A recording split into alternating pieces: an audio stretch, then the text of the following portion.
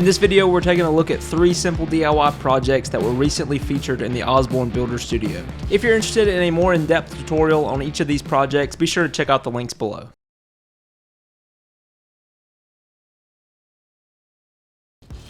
For this project, we're using the Lawrence Contemporary Corbel. For the shelf and backboard of the coat rack, we're going to be using the 48-inch 5/4 lumber from Osborne in white oak. Now that our lumber has been milled down to its final thickness, we can determine the length for our top shelf board, using our corbels as an estimate to give us a proper overhang. This will depend on your project dimensions as well as the types of coat hooks that you're going to be using, so keep that in mind when curating your project.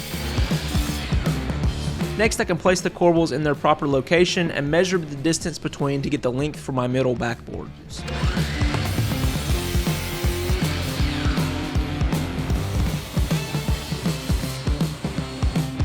The next step for this project is to attach our top to our corbels. To do this, I'm going to pre-drill using a 2-step bit into the top side of our shelf board. Next, I can use a clamp to secure the top to the corbel to keep it from moving around. The last step for our backboard is to install pocket holes on the back side that will allow us to attach them to our corbels.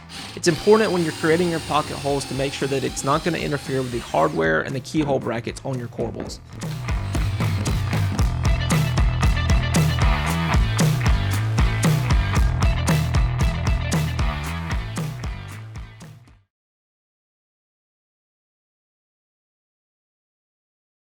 For this project, we're using the walnut true stock lumber from Osborne as the main material for these coasters. I'll start by planing the lumber down to the final thickness of the coasters, which is roughly 1/2 inch. Since the true stock lumber is right at 4 inches wide, I'm going to cut it to a 4-inch length as well to make a perfect square.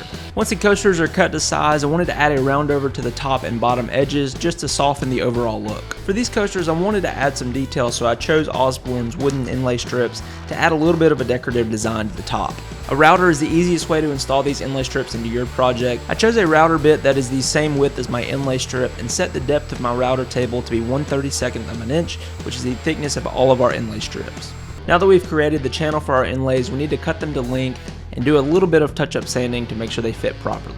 I'll use a razor blade to cut the longest inlay strip, and I can use that as a template for the rest of my coasters. To install the inlay strip, simply add a little bit of glue to the channel, then lay the inlays in, making sure they seat properly. Once your inlay strips are installed, you can use a rag to remove any excess glue from the top surface. Next, we can remove the dust from the surface of the coasters and apply a polyurethane finish for proper protection.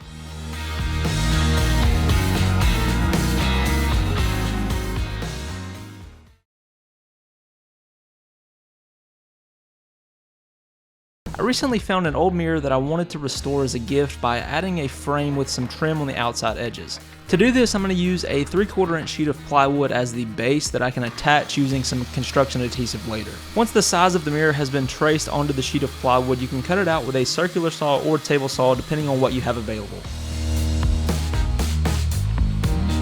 Next, I'll create a mitered frame around the edges of the plywood that I'll use to attach my molding and trim to.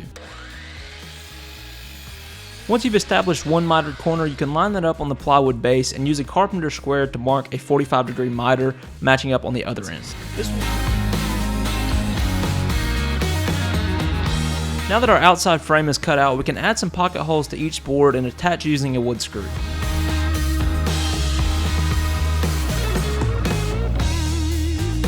I'm using 2 different molding profiles for this project. The outside is going to be a carved acanthus leaf profile, while the inside will be a carved bead molding. The outer trim will be the same dimensions as my frame, so I'll cut those out first before moving on to the interior trim that will surround the mirror. Before removing the mirror, I'll make sure to dry fit all of the pieces just to make sure that my miters are lining up how I want them to. Next, I'll add a thin bead of wood glue to the back side of my molding and tack it in place using an 18 gauge brad nailer. Once our outside trim is attached, we can line up the interior trim with our lines that we created earlier and add some paint before installing the mirror. To secure the mirror to the frame, I'm using a construction adhesive that is made specifically for mirrors. You can find this at most local hardware stores, and it is recommended for this installation process. All that's left to do is place the mirror back into its spot and apply some pressure until the adhesive has set.